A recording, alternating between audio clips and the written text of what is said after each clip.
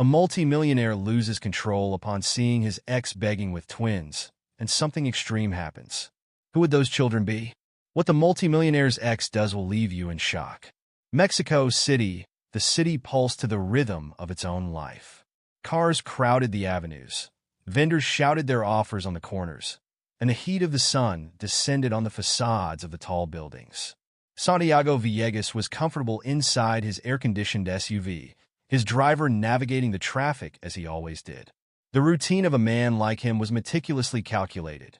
Meetings, expensive dinners, and decisions that moved millions.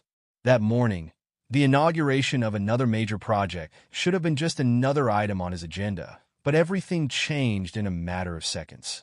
While passing through an intersection in Roma, a neighborhood full of contrast between bohemianism and poverty, something caught his attention. He looked up from his phone and saw a woman. At first, it was a glimpse. Dark hair pulled back haphazardly, skin that was once radiant now looked tired. But then his eyes landed on something impossible to ignore. It was Ana Luisa, the Ana Luisa. His heart leaped as if struck by a fist. She wasn't alone. Beside her, two small children held her hands, and everything about her posture screamed desperation. "Stop the car," Santiago ordered without thinking. The driver, accustomed to obeying without question, stopped in the middle of the street. Santiago opened the door and got out, letting the city's bustle flood his ears. He felt the ground sway beneath his feet as he approached. It can't be her. Not like this. Not here. But it was her. She was on her knees, begging for coins, and it hit him like an electric shock. "Anna," he called, his voice almost breaking. "Anna, is that you? My God, what happened to you?" She looked up slowly, as if recognizing a ghost. For an instant, he saw in her eyes a mixture of surprise and something else. Anger. She stood up abruptly, pulling the children closer, as if protecting a treasure. "What do you want, Santiago?"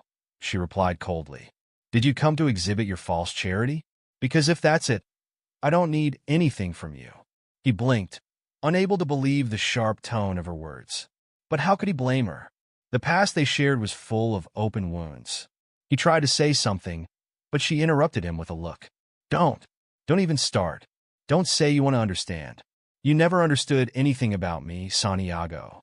He looked at the twins. Two pairs of large eyes watched him with a mixture of curiosity and fear. They were like small reflections of Ana Luisa, and something began to form in his mind, a dangerous question. These children, he began, but his voice cracked. She looked away and squeezed the children's hands. The woman in front of him seemed about to explode. But before she could answer, an impatient driver honked behind Santiago's car. The reality around him returned with force. The noise of the traffic, the shouts of street vendors, the suffocating heat. "You shouldn't be here, Santiago," she said suddenly, pulling the children along. "Forget you saw me." "Anna, wait." He took a step forward, but she had already turned away. He only saw her back disappear into the crowd, the children almost running to keep up. For a few seconds, he stood motionless, staring into space. The question that had begun to germinate in his mind now tormented him. What if? He shook his head, trying to push the idea away, but it was too late. Something wasn't right, very wrong, and he needed to know the truth. Santiago Villegas was never a man to give up. Sitting in his penthouse in Polanco, the glitter of Mexico City's lights danced in the window, but his mind was elsewhere. He barely touched the glass of whiskey in his hand. The image of Ana Luisa, thin and tired with those children by her side, was like a weight on his chest. He called Julia, his personal assistant, on the intercom. "I want information on her. Ana Luisa Mendoza. Everything you can find. Address, contacts, whatever. No matter the cost." Julia hesitated, but she knew that when Santiago made a decision, it was useless to question him. In less than 2 days, she had a report on his desk. Ana Luisa was living in a small, precarious house on the outskirts in the Tepito neighborhood. It was like a stab wound. He couldn't believe that the woman who was once his light, his muse, was there struggling to survive. That night, he went personally to the address. The house was simple, with worn walls and a small window illuminated by a makeshift lamp. But when he knocked on the door, all he found was silence. He called her name several times, no answer. A neighbor, a woman with distrustful eyes, appeared. "She's not here anymore," she said, crossing her arms. "She left yesterday morning." "Where to?" Santiago asked, almost pleading. The woman shrugged curtly. "I don't know, but she seemed to be in a hurry." Santiago returned to the car with his heart in his throat. Ana Luisa was avoiding him, and that only increased his determination. Meanwhile, Ana Luisa, with the twins by her side, took refuge in a simple boarding house in Xochimilco, far from the neighborhood where Santiago had found her. The children slept huddled together on a small bed while she looked out the window, holding back a rebellious tear. There was no way to explain to them why they were running away. "He'll find me," she thought. "He always finds what he wants." Ana knew that Santiago was persistent, but what he didn't know was the pain she had carried since the day their paths diverged. He was too powerful, too controlling. The love that once united them seemed like a distant dream now, crushed by reality. Santiago didn't stop until he found answers. An old friend of Anna's family, the lawyer Guillermo Ruiz, called him to talk. Santiago knew Guillermo had information, but the man seemed hesitant. "Guillermo, I need to know what happened to Ana Luisa," Santiago demanded, almost impatiently. Guillermo sighed and adjusted his glasses. "Ana Luisa lost everything, Santiago. After her parents died, the accumulated debts took everything away. She tried to resist, but ended up evicted." Santiago felt guilt tighten his throat like a knot. But Guillermo wasn't finished yet. "There's something else. The twins." He paused, evaluating Santiago's reaction. "They're your children." The information hit him like a punch. He was silent for a moment, trying to digest the truth. His heart was beating so hard he could barely hear his own thoughts. "My children," he repeated, almost in disbelief. Santiago found Ana Luisa days later at the Jamaica flower market. She was selling daisies and lilies under the light rain of the night, her hair pulled back in a messy bun. He stopped a short distance away, watching her. When he finally approached, the sound of his voice made her freeze. "Ana." She looked at him, surprised and scared. "What are you doing here?" she asked in a whisper. "I know," he said simply. "Know what?" Ana Luisa tried to maintain her composure, but her hands were shaking. "That they are my children." Santiago looked her in the eyes, searching for the truth. "Why didn't you ever tell me?" Ana tried to hide the tremor in her voice. "You never wanted a family, Santiago. All you chose was your work. I knew that if I told you, it would just be another thing you would try to control." Santiago took a step forward. "That's not fair, Ana. You had the right to know. And what would you have done?" Ana replied, tears escaping her eyes. "Put me in a gilded cage and force me to live in your shadow." The intensity of her words left him speechless, but the silence was interrupted by a deep voice. "Enough, Santiago." Enrique appeared under the awning next to Ana, crossing his arms. "Who are you?" Santiago asked furiously. "A friend."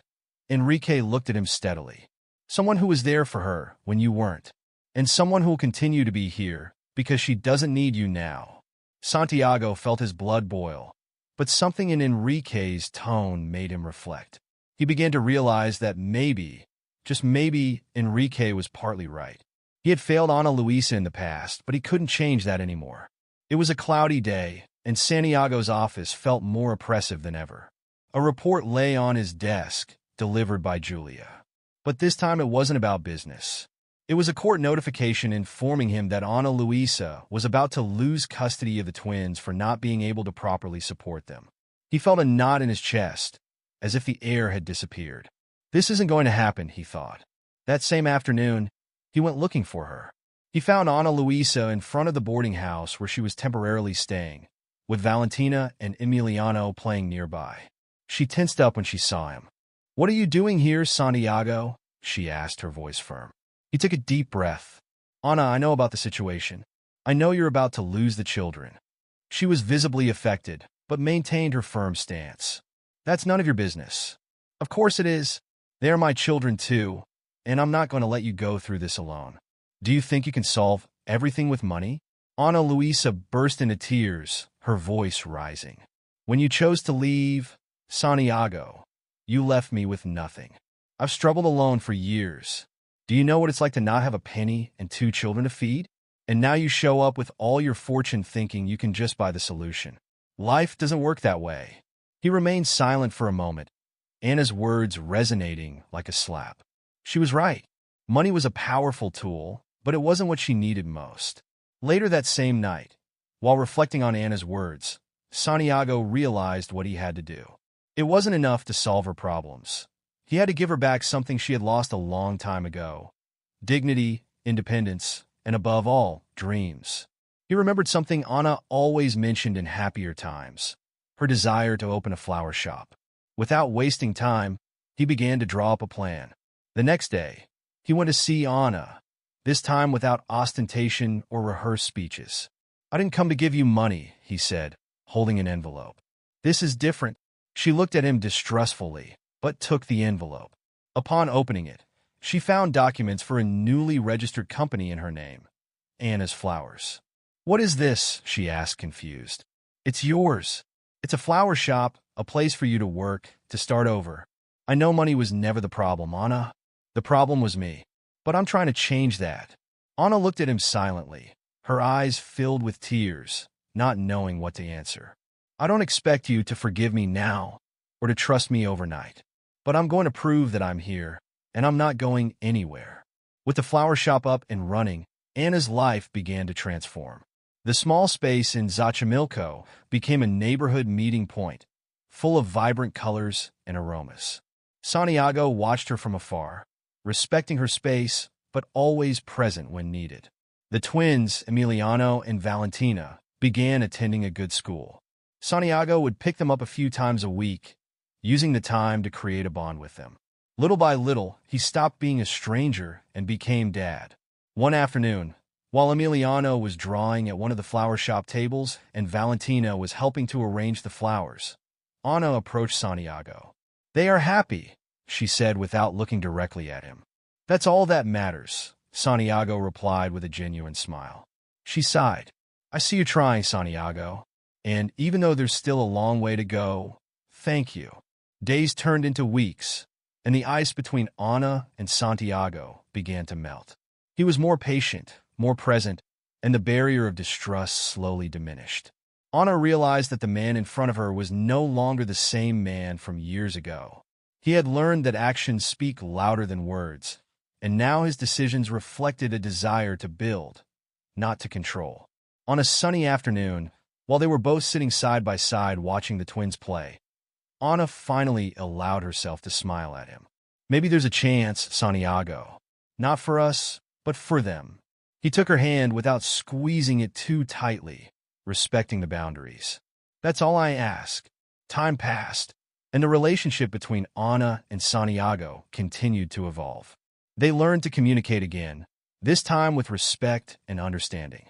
Santiago spent more time with the twins, teaching them to ride their bikes, reading them bedtime stories, and helping Anna with their homework. He also assisted Anna with the flower shop, using his business acumen to help her expand and reach more customers. While romantic love hadn't rekindled between them, a deep friendship and mutual trust blossomed. They found comfort in each other's company, sharing laughter, fears, and dreams.